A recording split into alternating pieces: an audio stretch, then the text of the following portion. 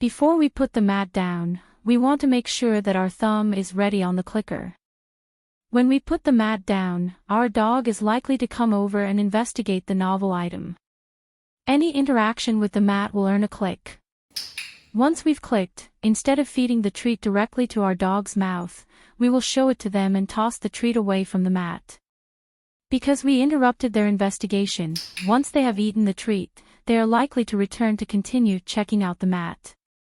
As soon as they do, we will again click and toss the treat away. I try to toss the treat in slightly different directions each time, but not too far away that they completely disengage from me and the mat. Each time my dog returns to the mat, I raise my expectations slightly.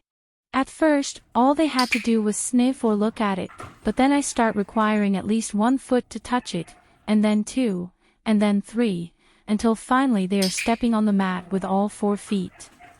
At this point, instead of showing and throwing the treats, I begin to feed the mat itself. I place the treats on the mat for my dog to eat instead of directly from my hand. I then toss a final treat while saying my release word. When my dog returns, I repeat the process of feeding the bed multiple times before releasing her by tossing a treat and saying her release word at the same time. Okay.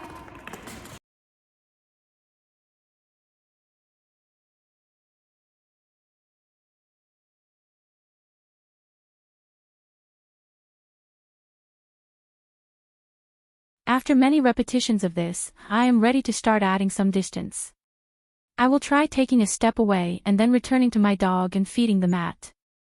Each time, I step just a little farther, but always return to feed the mat. As my dog progresses, I may play with more complicated movement.